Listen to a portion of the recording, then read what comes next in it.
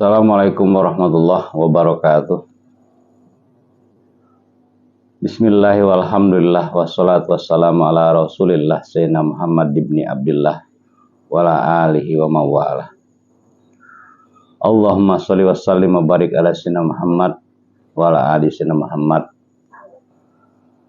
Radina billahi rabba wa bil islami dina wa bi Muhammadin nabiyya wa rasulah wa bil Qur'ani imama wa bil Ka'bati qiblata wa bil mu'minina wal mu'minati ikhwana.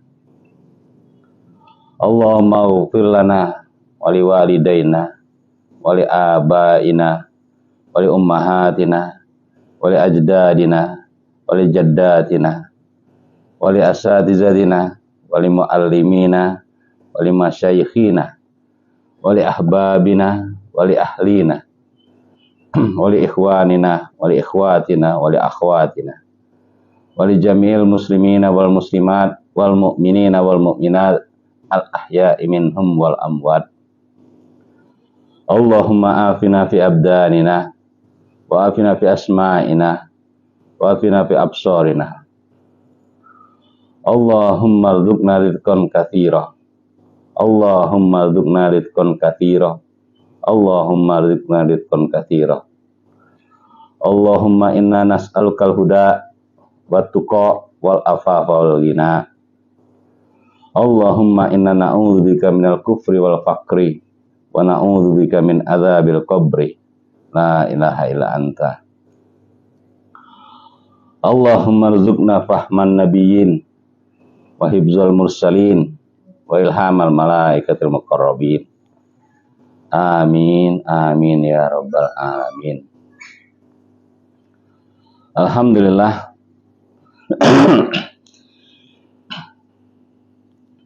Segala puji hanyalah milik Allah, Tuhan pencipta alam, dari berbagai seluruh macam alam, baik alam yang terlihat maupun yang tidak terlihat. Alam yang bisa kita jangkau dengan akal pikiran kita, dan dari juga alam yang tidak bisa kita jangkau dengan akal pikiran kita. Allah yang maha hidup, Allah yang tiada awal dan tiada akhir. Mudah-mudahan kita selalu mengucapkan alhamdulillah sebagai pengakuan bahwa puja dan puji hanyalah milik Allah. Dengan penuh keikhlasan hati kita, baik dalam keadaan senang maupun dalam keadaan susah, dalam keadaan lapang maupun sempit, dan dalam berbagai keadaan apapun, insyaallah kita akan mendapatkan rahmat dari Allah, keberkahan dari Allah, dan mudah-mudahan dengan rahmatnya lah di kehidupan yang sebenar-benarnya nanti, pada kehidupan fase terakhir nanti, kita masuk dalam golongan orang-orang yang mendapat nikmatnya Allah, itu masuk dalam surganya Allah. Amin ya rabbal alamin. Salawat serta salam kita sampaikan kepada manusia yang terbaik, manusia yang sangat dicintai Allah, manusia pemimpin kita di dunia dan akhirat, manusia yang pada hakikatnya harus kita ikuti semua ajaran dan perintahnya, yaitu baginda Nabi Sallallahu Alaihi Wasallam. Mudah-mudahan dengan seringnya kita berselawat kepada beliau, beliau tahu kita, beliau kenal kita, dan insyaallah kita pun mendapatkan syafaat beliau di hari kiamat nanti. Bapak Ibu sekalian, kembali kita lanjutkan kajian kita Kitab Ibanatul Ahkam. Kitab Ibanatul Ahkam adalah syarah atau penjelasan dari Kitab Bulughul Maram. Kitab Bulughul Maram ditulis oleh Imam Ibnu Hajar Al-Asqalani. Dan Kitab Ibanatul Ahkam ini tulis oleh Syekh Alawi Abbas Al-Maliki dan Syekh Hasan Sulaiman An-Nuri. Masuk kita pembahasan ke bab yang ketiga pada kitab Thaharah, yaitu kita bersuci. Pada bab yang ketiga yaitu menghilangkan najis atau menghapus najis.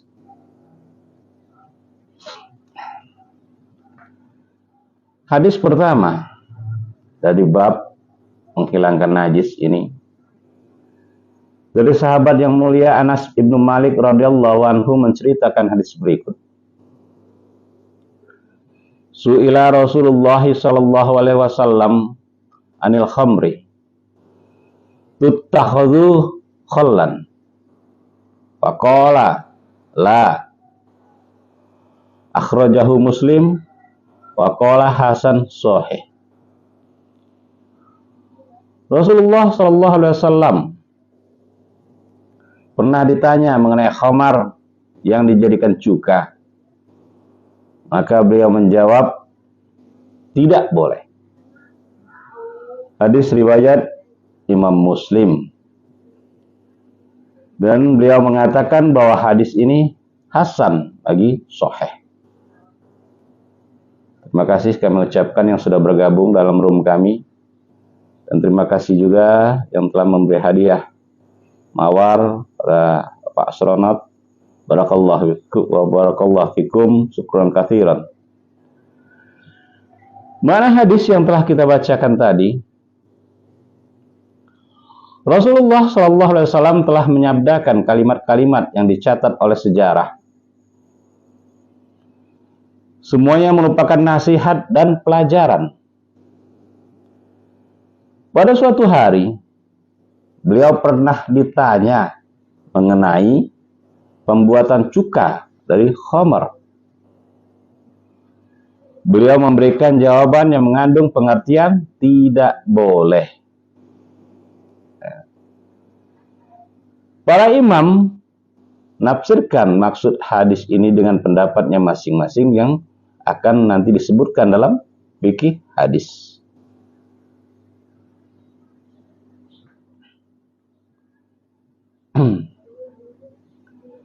Perlafaz izalatun najasah, yaitu menghilangkan najis atau menghapus najis.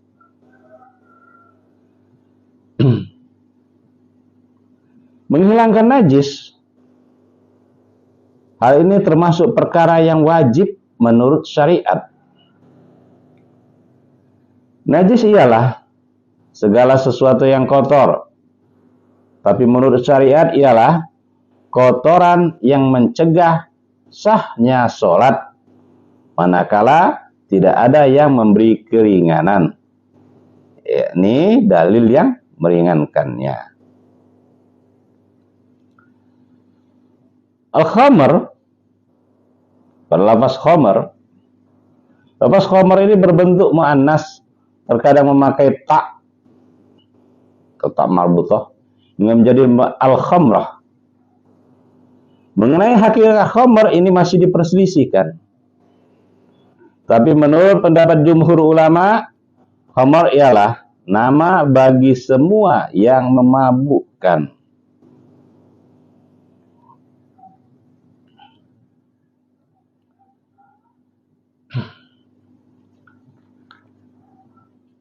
Fikih hadis yang pertama adalah tidak boleh membuat cuka dari khamar. Khamar tidak dapat menjadi suci dengan dijadikan cuka melalui proses yang dilakukan oleh manusia. Demikianlah menurut mazhab Syafi'i dan Imam Ahmad. Karena ada perintah yang harus menumpahkannya. Karena itu, tidak menumpahkan khamar dan memprosesnya menjadi cuka merupakan perbuatan durhaka yang tidak akan mengakibatkan sucinya cuka tersebut. 2. Khamar menjadi suci dengan memprosesnya menjadi cuka. Ini merupakan pendapat termasyhur dari kalangan mazhab Maliki dan mazhab Hanafi. Karena khamar telah berubah menjadi sesuatu yang bermanfaat. Para imam telah sepakat bahwa khamar apabila berubah menjadi cuka dengan sendirinya menjadi suci. Pada bagian hadis ini lihat bahwa khamar yang harus penting kita ketahui adalah sesuatu yang memabukkan. Kullu muskirin khamrun, kullu khamrin haramun. Setiap yang memabukkan adalah khamar, dan setiap khamar adalah haram. Nah, ketika khamar menjadi cuka, yang mana khamar yang tadinya adalah zat yang memabukkan. Zat yang memabukkan ini dari minuman yang memabukkan. Pada bagian fikih hadis, kitab Ibanatul Ahkam yang menjelaskan hadis yang telah kita bacakan tadi tentang khamar menjadi cuka, menurut pendapat mazhab Imam Syafi'i dan Imam Ahmad, ya, khamar yang menjadi cuka tidaklah dia menjadi suci. Ya, pendapat Imam Syafi'i, mazhab Imam Syafi'i dan Imam Ahmad, bahwa khamar tidak menjadi suci walaupun dia sudah menjadi cuka. Tapi menurut pendapat mazhab Imam Malik dan mazhab Imam Hanafi, khamar yang telah menjadi cuka ini menjadi suci, ya, karena khamar telah menjadi sesuatu yang bermanfaat. Yang tadi asalnya merusak, khamar yang tadi yang merusak diminum memabukkan, maka ketika dia menjadi cuka, ini menurut pendapat mazhab Maliki, Imam Malik dan mazhab Imam Hanafi, itu menjadi suci. Kita lanjutkan hadis yang kedua. Selamat bergabung kami ucapkan di room kami.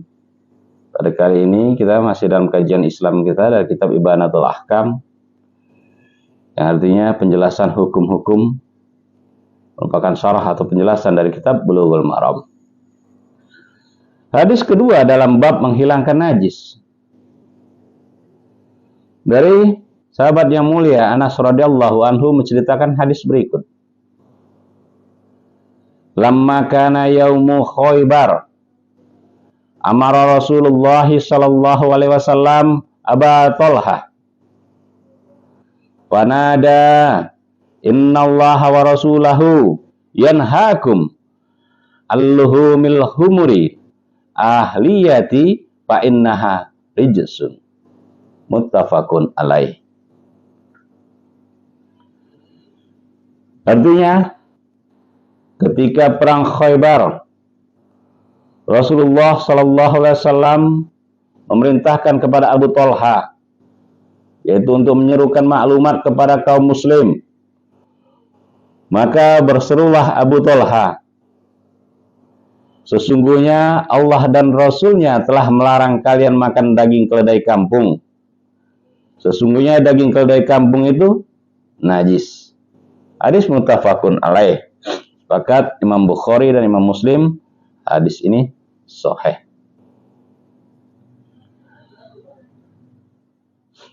Makna hadis yang dijelaskan dalam kitab Ibanatul Ahkam ini, taat kepada Rasulullah sallallahu alaihi wasallam hukumnya wajib berdasarkan nas dari Al-Qur'an yang jelas.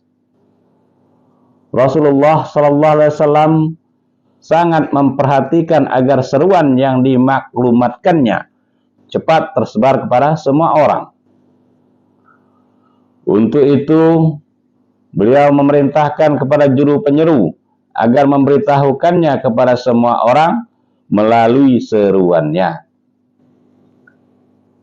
Isi seruannya ketika itu ialah perintah yang harus diikuti mengenai hal yang diharamkan, yaitu daging keledai kampung. Sebab daging keledai kampung itu najis. Seruan ini terdengar oleh semua kaum muslim, sehingga mereka terpaksa menumpahkan isi panci mereka dan mencuci panci-panci itu dari bekas daging keledai yang hampir masak. Hal ini mereka lakukan demi taat kepada perintah Allah dan Rasul-Nya, setelah iman kepada apa yang telah dijanjikan oleh Allah Subhanahu wa Ta'ala buat mereka, yaitu pahala yang kekal di surga Aden.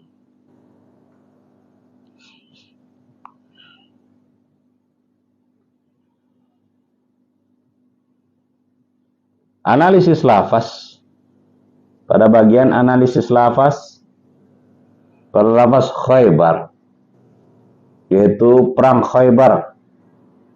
Perang Khaybar ini adalah suatu perang yang sangat terkenal, terjadi pada tahun 7 Hijriah.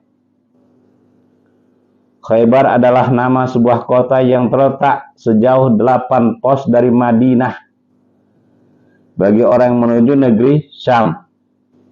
Khaybar artinya benteng, berasal dari bahasa Ibrani.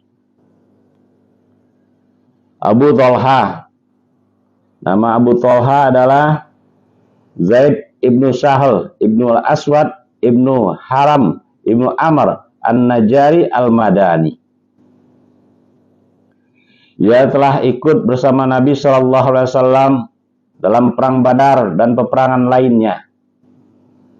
Dalam perang Hunain, ia sempat membunuh 20 orang pasukan musuh dan memperoleh kemenangan yang gemilang dalam perang Uhud.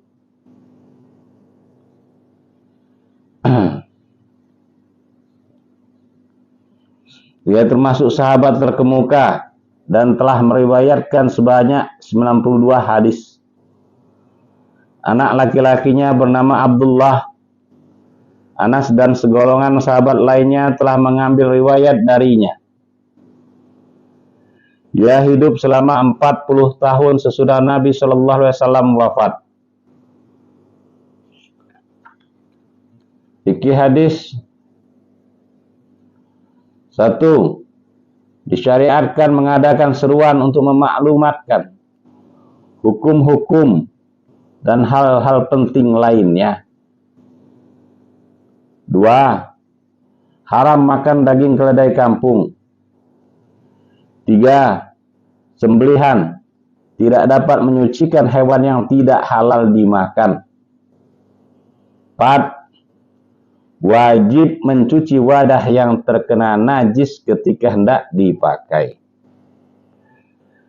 Jadi pada hadis kedua dalam bab menghilangkan najis, bahwa Rasulullah SAW ketika perang Khaybar menyuruhkan kepada Abu Thalha untuk menyuruhkan kepada kaum muslimin dan muslimat saat itu bahwa hari ini daging keledai kampung menjadi haram karena daging keledai kampung adalah najis. Maka ketika itu para kaum muslimin dan muslimat yang mendengar seruan ini, yang ketika itu mereka sedang memasak daging keledai, mereka tumpahkan semua masakan tersebut. Dan juga dikarenakan daging keledai kampung ini adalah najis, maka segala sesuatu yang terkena najis, maka mereka pun telah menumpahkan dari apa yang mereka masak di panci-panci atau wadah-wadah masak mereka, maka wadah tersebut dicuci. Dan ingat,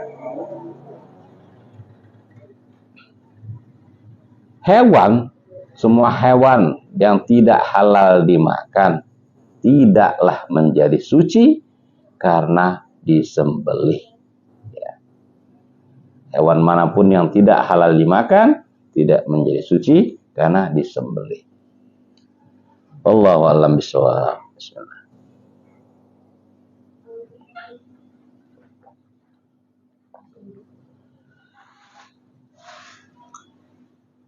Selamat bergabung, kami ucapkan yang telah bergabung di room kami. Kembali lagi kami jelaskan, room ini adalah kajian dari kitab Ibanatul Ahkam. Masuk dalam bab ketiga. Bab ketiga dari bab ketiga yaitu bab menghilangkan najis. Hadis ketiga pada bab ini dari Amr Ibnu Kharijah radhiyallahu anhu menceritakan hadis berikut. Khatobana Rasulullah sallallahu alaihi wasallam bi Mina wa huwa ala rahilatihi wa lu'abuha yasilu ala katifi. Akhrajahu Ahmad wa Tirmidzi wa sahhahahu. Rasulullah sallallahu alaihi wasallam berkhutbah kepada kami di Mina seraya berada di atas hewan kendaraannya. Sedangkan air liur unta kendaraannya mengalir mengenai pundakku. Hadis riwayat Imam Ahmad dan Imam Tirmidzi yang menilainya sebagai hadis sahih.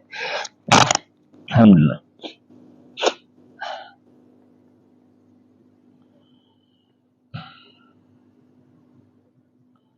Makna hadis: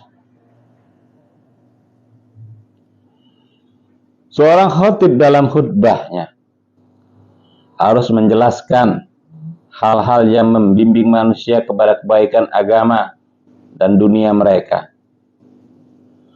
Khutbah yang diucapkan itu hendaknya sesuai dengan situasi dan kondisi. Khutbah haji mengandung penjelasan mengenai hukum ibadah haji, menyangkut yang halal dan yang haram. Seperti yang telah dilakukan oleh Rasulullah sallallahu alaihi wasallam dalam khutbahnya di Mina. Dalam khutbah itu, beliau menjelaskan tentang hukum-hukum yang menyangkut ibadah haji. Pada saat itu Rasulullah sallallahu alaihi wasallam melihat sendiri bahwa air liur unta kendaraannya mengalir mengenai tubuh salah seorang sahabatnya, yaitu Amr Ibnu Kharijah radhiyallahu anhu. Tapi beliau tidak memerintahkannya untuk menjauh. Hal ini jelas merupakan pengakuan darinya tentang kesucian hewan yang dagingnya halal dimakan.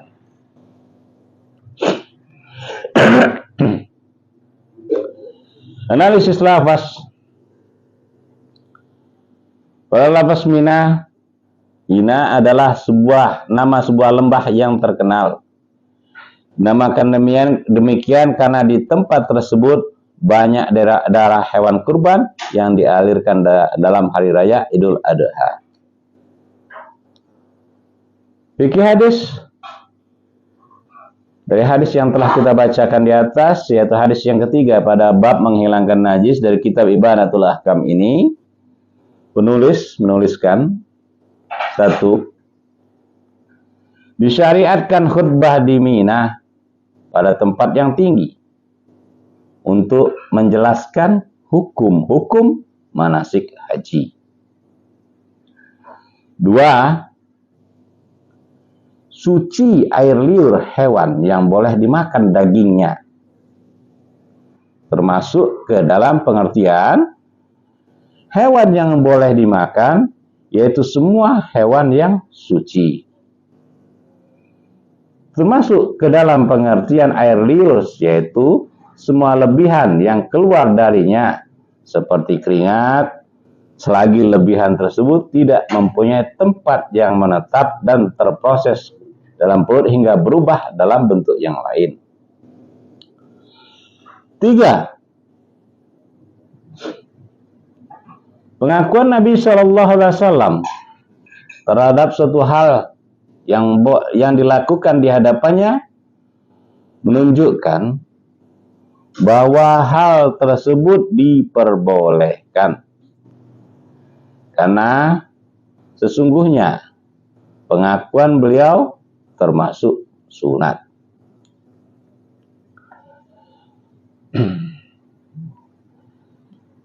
Empat, dalam hadis ini sahabat yang bersangkutan secara rinci menceritakan kembali keadaan yang telah dialaminya.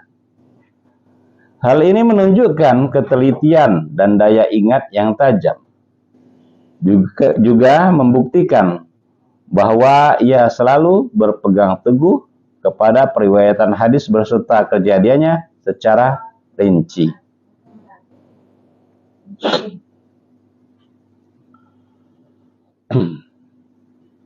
Perawi hadis yaitu hadis sahabat Amr ibnu Kharijah ibnu Muntafik adalah seorang sahabat. Ia mempunyai banyak hadis dan Abdurrahman ibnu Ghanam telah mengambil riwayat darinya. Jadi kalau kita lihat pengertian dari fikih hadis ini, semua hewan yang halal dimakan, maka air liurnya suci. Ya. Air liurnya suci, dan berdasarkan kejadian di atas yang diterangkan oleh sahabat Amr ibnu Kharijah ibnu Muntafik, bahwa ketika beliau berada di bawah tunggangan atau kendaraan Rasulullah yaitu onta, ketika Rasulullah sedang berkhutbah, air liur onta tersebut mengenai pakaiannya. Tapi Rasulullah SAW membiarkannya. Maka bentuk dari pembiaran ini adalah persetujuan Rasulullah bahwa tentang air liur unta tersebut tidaklah najis. Bahkan ini berlaku kepada semua hewan yang halal untuk dimakan. Kembali kami ucapkan selamat bergabung. Terima kasih atas tap-tapnya atau like-nya. Semoga Allah memberkahi kita semua. InsyaAllah, mudah-mudahan dengan semangatnya kita mengikuti kajian-kajian ilmu Islam, InsyaAllah kita mendapatkan ilmu-ilmu yang bermanfaat, dan InsyaAllah pun Allah akan mengangkat derajat kita di dunia dan di akhirat. Hadis yang selanjutnya, yaitu hadis keempat pada bab menghilangkan najis. Hadis yang keempat ini diriwayatkan oleh Ibu Aisyah radhiyallahu anha. Beliau menceritakan hadis berikut.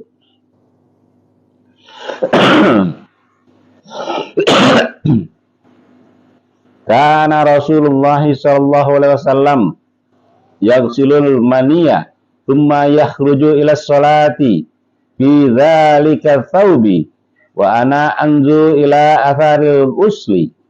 Muttafaqun alaih.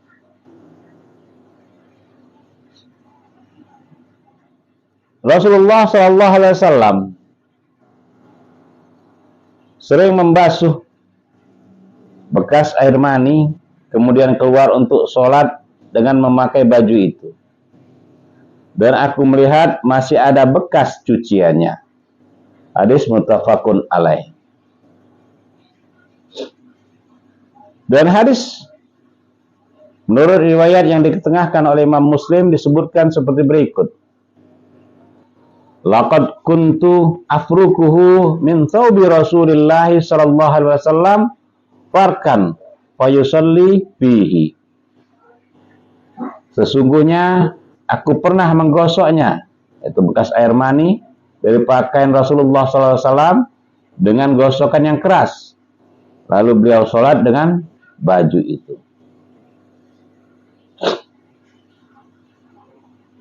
Menurut riwayat yang lain, Lafaznya berbunyi seperti berikut.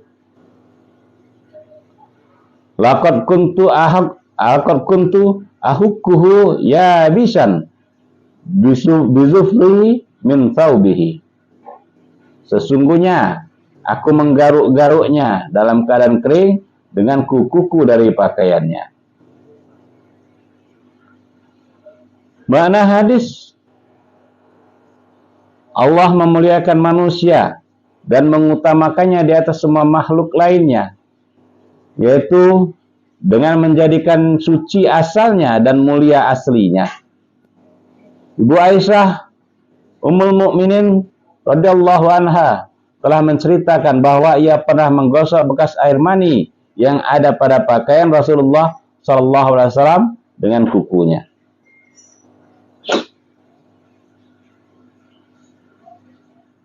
Analisis lafaz dari hadis yang kita bacakan tadi. Pada lafaz al-mani, yaitu air mani lelaki, rupanya putih agak kental. Air mani itu akan keluar bila nafsu birahi telah mencapai puncak, disertai perasaan tegang yang terjadi pada lelaki yang bersangkutan. Keluarnya memancar pancaran demi pancaran. Baunya sama dengan ketan dan buah kurma atau hampir sama dengan bau adonan terigu. Pada lafaz afrukuhu, yaitu artinya aku menggosok-gosoknya hingga hilang dan bekasnya lenyap. Pada lafaz farkan, yaitu masdar yang maknanya mengukuhkan fiilnya untuk menunjukkan kesungguhan perbuatan.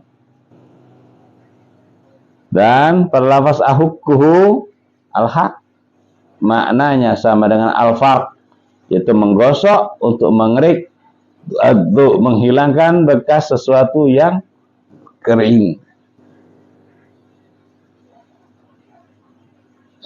Fikih hadis, mencuci bekas air mani ialah apabila masih dalam keadaan basah.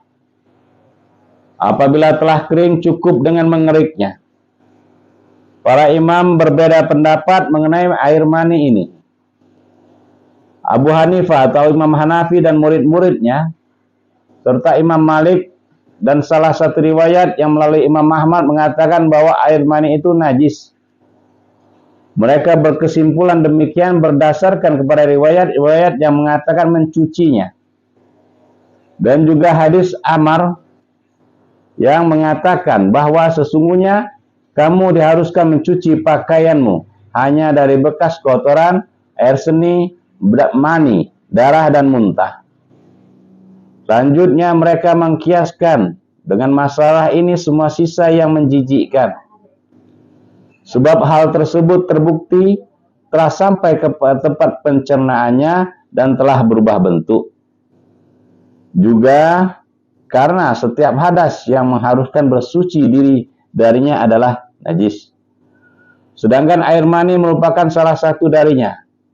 Alasan lain ialah bahwa air mani mengalir memakai jalan yang biasa dilalui oleh air seni atau air kencing. Tapi Imam Malik mendakwilkan hadis yang mengatakan mengeriknya, bahwa hal tersebut dibarengi dengan air. Adapun mengenai kerikan atau gosokan bekas air mani yang dilakukan oleh Ibu Aisyah radhiyallahu anha dari pakaian Nabi sallallahu alaihi wasallam, barangkali Nabi sallallahu alaihi wasallam tidak menyadari atau karena air mani Nabi sallallahu alaihi wasallam dianggap suci yang merupakan kekhususan baginya. Itulah pendapat Imam Malik. Imam Abu Hanifah atau Imam Hanafi mengatakan bekas air mani dicuci dengan air apabila masih basah. Tapi apabila telah kering, cukup dengan mengeriknya saja. Karena mengamalkan dari kedua hadis yang telah kita bacakan tadi di atas, disamakan dengan masalah ini terompah atau sendal yang terkena najis. Sedangkan mazhab Imam Syafi'i, ulama ahli hadis, dan Imam Ahmad, menurut salah satu dari dua riwayat yang paling sahih darinya, mengatakan bahwa air mani itu suci.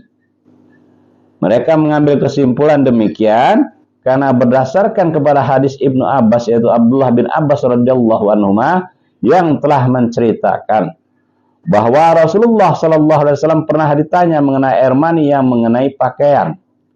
Maka Rasulullah sallallahu alaihi wasallam bersabda, sesungguhnya air mani itu sama kedudukannya dengan ingus, dahak, dan ludah. Rasulullah sallallahu alaihi wasallam melanjutkan sabdanya, sesungguhnya sudah cukup bagimu hanya dengan mengusapnya, memakai kain lap atau izkir. Hadis ini diketengahkan oleh Imam Daruqutni dan Imam Baihaqi. Penyerupaan air mani dengan ingus dan ludah menunjukkan bahwa air mani itu suci. Adapun mengenai perintah mengelapnya dengan kain lap atau sabut izkir hanya untuk menghilangkan kotoran yang tidak pantas bila dibiarkan pada pakaian untuk sholat.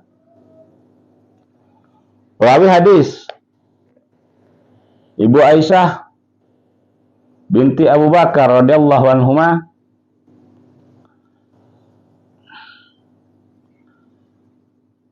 wanita yang telah dibebaskan oleh Allah dari tuduhan dusta yang dilancarkan terhadap dirinya. Dia adalah salah seorang dari ummahatul mukminin, yaitu istri dari Rasulullah sallallahu alaihi wasallam.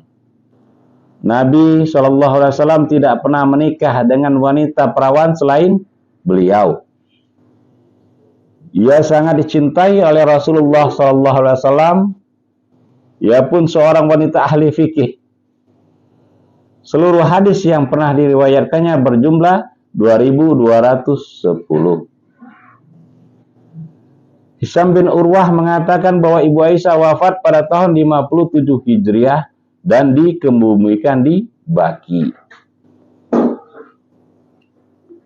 Itulah tadi penjelasan dari hadis yang keempat pada bab menghilangkan najis tentang air mani. Ya, menurut pendapat Imam Syafi'i, ulama hadis dan juga Imam Ahmad, bahwa air mani itu adalah suci, sama dengan ingus, ludah, dan dahak. Sedangkan menurut Imam Abu Hanifah serta Imam Malik mengatakan bahwa air mani itu najis, ya, sama seperti air seni, mani, darah, dan muntah. Allahu a'lam bishawab. Selamat bergabung yang telah bergabung pada room kami. Balik kami informasikan bahwa saat ini kita sedang ada kajian kitab Ibanatul Ahkam pada bab menghilangkan najis. Terima kasih yang telah like dan mengirimkan hadiah-hadiah buat kami. Mengucapkan syukran katsiran, jazakallah khairan katsiran, barakallahu fikum. Hadis yang kelima. Hadis yang kelima pada bab ini yaitu bab menghilangkan najis, yaitu dari sahabat Abu Samah radhiyallahu anhu menceritakan hadis berikut, bahwa Rasulullah sallallahu alaihi wasallam pernah bersabda, yughsalu min baulil jariyati wa yurassu min baulil gulami. Akhrajahu Abu Daud wan Nasa'i wa sahahul Hakim. Artinya, bekas air seni bayi perempuan itu dicuci, sedang bekas air berseni bayi laki-laki cukup diciprati air. Hadis riwayat Imam Abu Daud, Imam Nasa'i, dan dinilai sahih oleh Imam Hakim.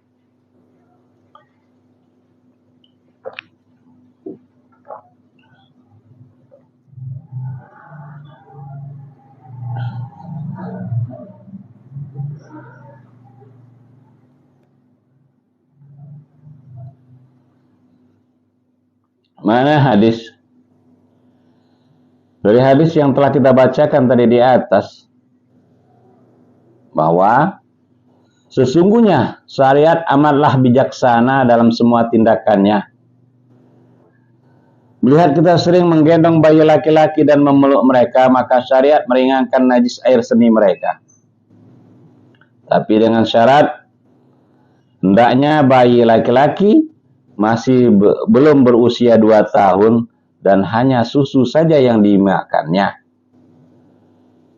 Cara menyucikan bekasnya ialah dengan mencipratinya dengan air. Lain halnya untuk bayi perempuan.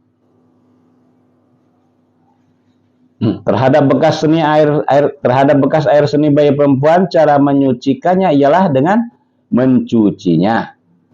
Karena jenis najisnya lebih berat dari najis air seni bayi laki-laki. Selain najis air seni, tidak ada bedanya di antara keduanya, yakni sama-sama najis.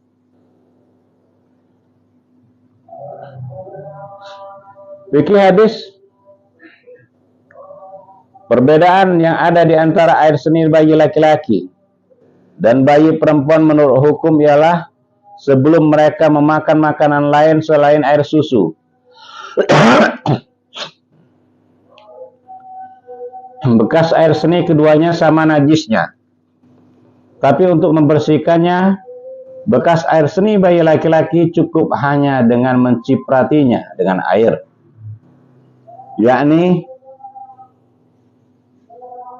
menyiraminya tanpa mengalirkan air. Hal ini merupakan rukhsah atau kemudahan syariat. Mengenai bekas air seni bayi perempuan, membersihkannya tidak cukup hanya dengan mencipratan air kepadanya, melainkan wajib dicuci. Hikmah yang terkandung dalam masalah ini menurut satu pendapat hanyalah ta'abudiyah, yaitu hanya menuruti perintah syariat. Sedangkan pendapat lainnya mengatakan bahwa hal itu karena orang-orang lebih suka kepada bayi laki-laki hingga mereka banyak menggendongnya. Maka syariat memberikan keringanan dalam masalah ini. Menurut pendapat lainnya, air seni bayi perempuan lebih pekat, sedangkan air seni bayi laki-laki lebih ringan. Dalam menanggapi masalah ini, para ulama berbeda pendapat. Imam Ahmad dan Imam Syafi'i mengatakan rukhsah terhadap air seni bayi laki-laki sebelum usia 2 tahun dan belum memakan makanan lain selain air susu. Sedangkan menurut mazhab Imam Abu Hanifah atau Imam Hanafi dan pendapat terkenal di kalangan mazhab Maliki, air seni keduanya sama saja najisnya dan harus tetap disucikan, dicuci. Ya. Pada pembahasan kali ini tentang air seni bayi laki-laki dan air seni bayi perempuan. Yang seperti kita ketahui, dari kadar beratnya najis 3 macam, yaitu najis mukhaffafah, najis yang ringan, najis mughalladhah, najis yang berat, najis mutawassithah, najis yang sedang. Najis mukhaffafah atau najis yang ringan cukup diciprati. Ya. Sedangkan najis yang sedang itu dicuci. Dan najis yang berat, najis mughalladhah, dicuci dengan 7 kali air dan salah satu dicampur dengan tanah. Jadi berdasarkan dari hadis yang di atas tadi, bahwa air seni atau air kencing bayi laki-laki yang belum berumur 2 tahun dan hanya minum atau makan dari susu ibunya atau ASI, maka ia dihukumi najis mukhaffafah, yaitu najis yang ringan, cukup dicipratkan dengan air. Sedangkan najis air seni bayi perempuan itu dihukumi masuk dalam kategori najis mutawassithah yang harus dicuci. Ya. bukan cuma diciptakan air. Perawi hadis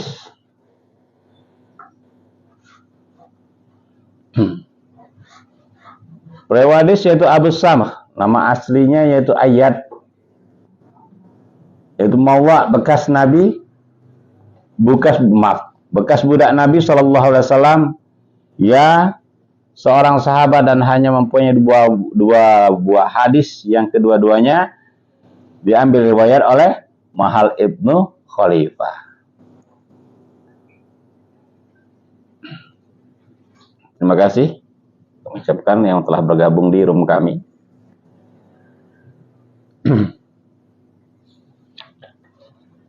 Lanjutkan ke hadis yang ke-6 pada bab menghilangkan hadis.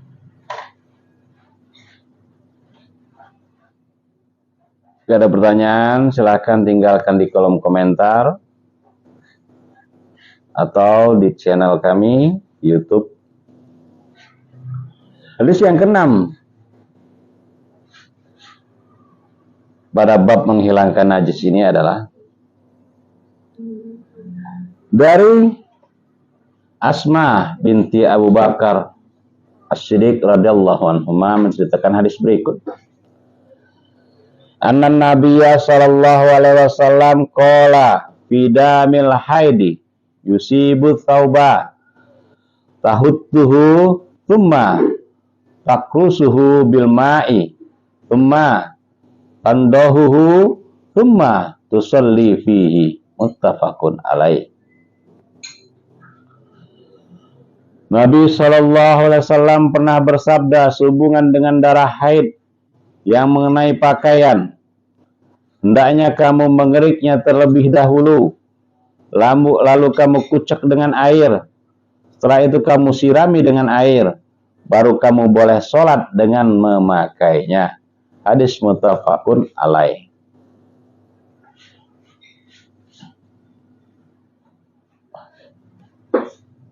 Makna hadis mengikuti undang-undang syariah dari ajaran agama Islam merupakan suatu keharusan bagi umat. Syariah telah memerintahkan agar kita selalu menjaga kebersihan dan mencuci najis yang mengenai pakaian kita. Telah ditetapkan sanksi atas ibu Hawa karena ia telah durhaka terhadap perintah Rabb-Nya.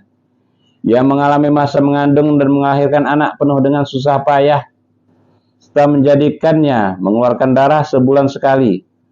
Sejak saat itu, Hawa haid. Lalu dikatakan kepadanya, telah ditetapkan atas dirimu dan anak-anak perempuan mengalami haid, maka hal tersebut menjadi kebiasaan bagi mereka. Terkadang pakaian wanita yang haid tercemar oleh darahnya. Maka syariat memerintahkan agar bekas darah itu dikerik, lalu dikucek dan dicuci dengan air, hingga ketiga sifatnya hilang.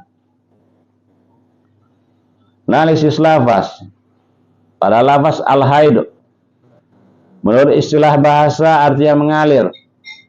Sedangkan menurut istilah syariat, ialah darah yang keluar dari rahim dalam waktu-waktu tertentu. Darah tersebut bersifat alami dan pembawaan. Pada lafaz tahuttuhu artinya mengeriknya. Makna yang dimaksud ialah untuk menghilangkan ain atau rupanya. Pada lafaz takrusuhu asalnya adalah al-qars, ialah ad-daq, yakni menggosok dengan jari jemari, agar dengan cara itu semua apa yang telah diserap oleh pakaian keluar. Singkatnya ialah menguceknya dengan air. Falafas tandahuhu, yaitu mengucurkannya atau mencucinya dengan air. Diartikan demikian karena dalam hadis lain sering disebut dengan lafaz an-nadh, dengan arti al-ghusl, yaitu mencuci. Setelah tadi analisis lafaz dari hadis yang telah kita bacakan, masuk kita ke bagian dalam fikih hadis, yaitu 1. Hukum darah itu adalah najis. 2. Wajib mencuci tempat yang terkena darah dengan air dan berlebihan dalam menghilangkan bekasnya, yaitu dengan mengerik dan menguceknya serta membasuhnya agar bekasnya hilang. Semua cairan tidak dapat digunakan untuk menghilangkan najis kecuali air. Makna di sini air yang suci dan menyucikan. Yang kita pelajari sudah dalam bab hukum air. 3. Peringatan terhadap perbuatan berlebihan dalam mencuci. Hal ini tersimbol dalam makna an-nadr, yang mananya menggunakan air secara tidak berlebihan melainkan hanya secukupnya saja. 2. Dimaafkan sisa yang masih tertinggal dalam bentuk warna darah setelah bersungguh-sungguh dalam mencuci untuk menghilangkan warnanya. Hal ini berdasarkan kepada dalil yang akan diketengahkan pada hadis sesudahnya, yaitu dan tidak membahayakanmu bekas yang masih ada. Perawi hadis Asma binti Abu Bakar As-Siddiq adalah seorang wanita muhajir yang terhormat. Dia telah meriwayatkan sebanyak 56 hadis. Kedua anaknya, yaitu Abdullah ibn Zubair dan Urwah ibn Zubair, mengambil riwayat darinya. Demikian pula Ibnu Abbas dan pelayan kedua anak Asma binti Abu Bakar As-Siddiq, yaitu Abdullah ibn Kaisan, serta segolongan sahabat lainnya. Ia dijuluki dengan nama Zatun Nitaqain, merupakan orang ke-18 yang masuk Islam di Mekah pada tahun 73.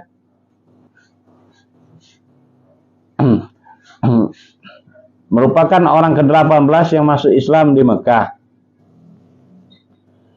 Pada tahun 73, dia wafat pada tahun 73 Hijriah.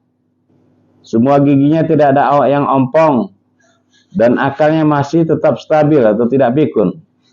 Hanya matanya mengalami kebutaan. Dia adalah orang yang wafat paling akhir dari kalangan muhajirat, yaitu orang-orang perempuan yang hijrah dari Mekah ke Madinah. Jadi pengertian dari hadis yang telah kita bacakan tadi bahwa darah masuk darah haid adalah termasuk dalam najis mutawassito. Najis mutawassito ini harus dicuci, ya, harus dicuci, bukan diceprarkan dengan air. Karena diceprarkan dengan air cuma harus najis yang dalam golongan muhaffafah, yang ringan. Itu najis yang ringan cuma air seni atau air kencing bayi yang belum berumur 2 tahun. Dan bayi tersebut hanya minum atau makan dari susu ibunya atau ASI. Ya, sedangkan bayi yang sudah di atas 2 tahun, bahkan bayi yang sudah makan selain dari ASI ibunya, sudah masuk dalam golongan air kencingnya masuk najis mutawassito yang harus dicuci. Hadis yang selanjutnya masih berhubungan dengan darah haid, hadis terakhir daripada bab ini, hadis ke-7. Dari Abu Hurairah radhiyallahu anhu menceritakan hadis berikut.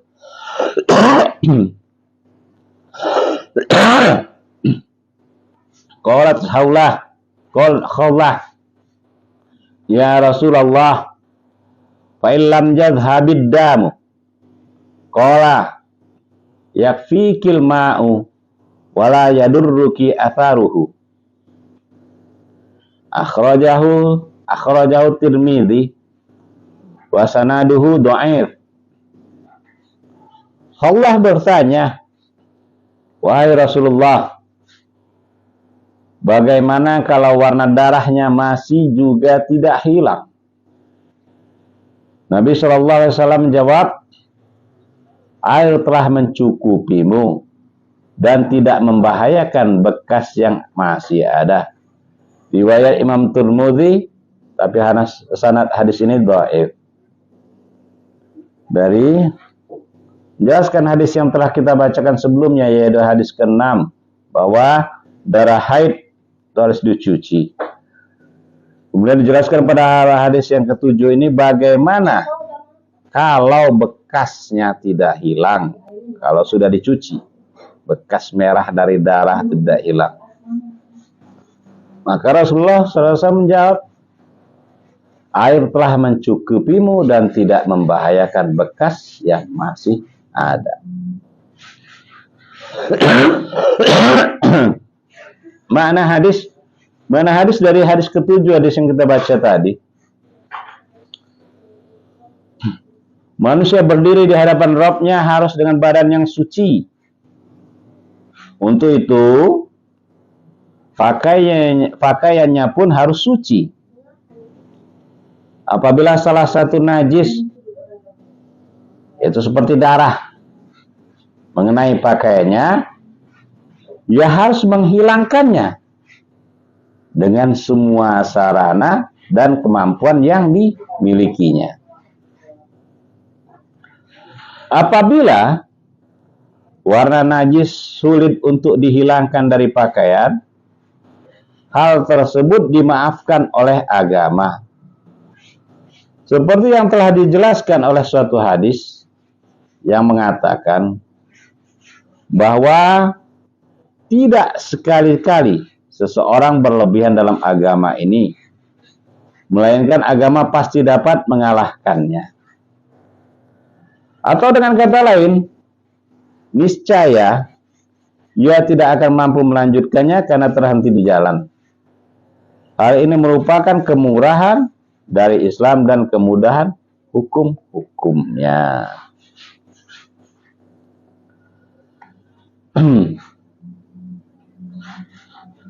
Analisis lafaz. Lafaz atharuhu, berarti jejaknya. Maksud di sini adalah warnanya. Itu warna darah tadi. Apabila telah dicuci dengan air, dikucek, digosok, disikat, ya, tetap berbekas, warnanya tidak hilang. Berlafaz sanaduhu dhaifun. Hadis ini, sanad hadis ini berpredikat dhaif karena di dalam terdapat Ibnu Luhai'ah. Dia orang yang berpredikat dhaif. Fikih hadis. 1. Tidak diwajibkan memakai barang yang kesat seperti bahan untuk menyamak atau sabun untuk menghilangkan warna najis dan melenyapkan airnya atau tampak dari najis tersebut, melainkan cukup dengan air. Jadi pada hadis yang bagian pertama ini, menghilangkan najis tidak mewajibkan orang itu untuk memakai sabun atau segala sesuatu bahan yang kesat menghilangkan najis. Tapi wajib hukumnya menghilangkan najis dengan air yang bersifat suci dan mensucikan. Jangan air yang suci yang tidak mensucikan. Ya. Banyak air yang suci yang tidak mensucikan, semacam air teh, air kopi. Mana air tersebut suci? Air teh atau air kopi yang telah kita campur dengan kopi, gula, suci, boleh kita minum. Tapi sifat air tersebut tidak bisa mensucikan. Nah, maka untuk menghilangkan najis wajibnya adalah dengan air yang sifatnya suci dan mensucikan. 2. Sisa dari bau najis atau warnanya tidak membuat mudarat apabila sulit dihilangkan. Jadi dari pengertian tadi di atas bahwa setelah kita cuci dari bekas najis, apapun yang termasuk dalam golongan najis mutawassithah, sudah kita cuci, kucek, ya, tapi bekasnya tidak hilang, ya, Artinya tidak mengapa. Tidak mengapa, yaitu tidak membuat mudarat. 3, pada fikih hadis pada hadis terakhir ini, disunatkan mengubah apa yang tersisa dari warna darah dengan sufrah atau minyak za'faran untuk menutupi warna aslinya dan menghindarkan diri darinya. Seperti yang disebutkan dalam hadis yang diketengahkan oleh Ad-Darimi. Perawi hadis Khawlah ialah Khawlah binti Yasar radhiyallahu anha. Kesimpulan dari bab menghilangkan najis. Hadis-hadis yang terangkum dalam bab ini menunjukkan najisnya hal-hal yang berikut, yaitu khamar, daging keledai, air mani, air seni bayi perempuan dan bayi laki-laki, dan darah. Wallahu a'lam bishawab. Syukran katsiran, ahlan wa sahlan kami ucapkan kepada semua yang telah bergabung di room kami, dan kami ucapkan terima kasih juga pada yang telah berbaik hati, yang telah menekan tap ya, itu like, dan juga yang telah memberikan hadiah, dan semuanya yang telah hadir, yang telah menonton ya.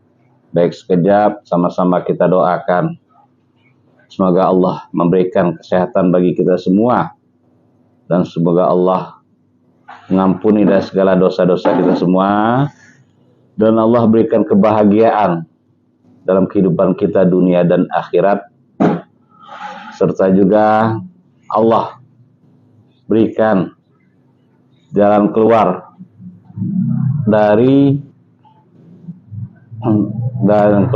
segala permasalahan-permasalahan yang ada.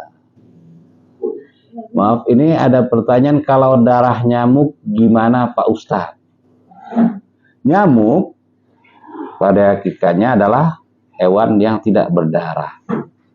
Cuma permasalahannya, kalau nyamuk sudah menggigit, ya menghisap darah kita, ya, menghisap darah kita dan menempel baju kita, mati, tertepuk kita, kan dia keluar darah. Maka itu sama hakikatnya seperti darah yang lain, harus kita cuci, bersihkan pada bagian yang kena darah tadi, ya, bagian yang kena darah tadi. Jadi, kalau bagian kena darah tadi kita sudah bersihkan, pucet, ya, tetap tidak hilang, maka tidaklah memberatkan kita.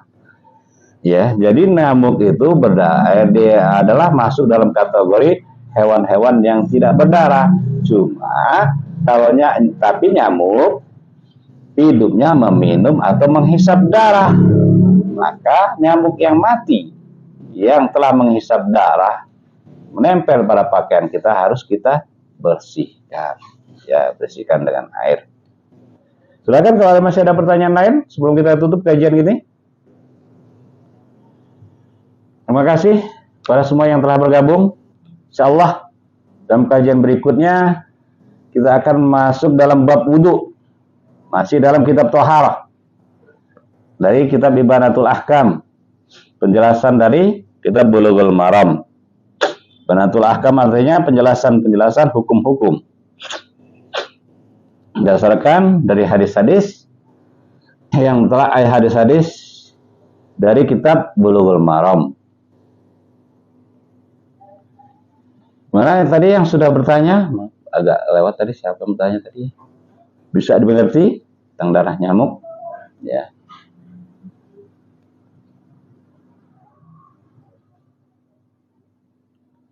Terus ikuti channel kami.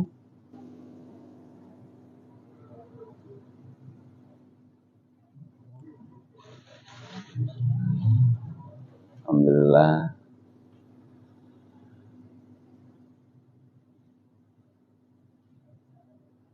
Terima kasih yang sudah bergabung, ahlan wa sahlan. Demikianlah tadi kita pagi ini sudah mengkaji dari kitab. Makasih pengerti sama-sama, makasih sama-sama ya. Mudah-mudahan barakallahu fiik ya. Insyaallah.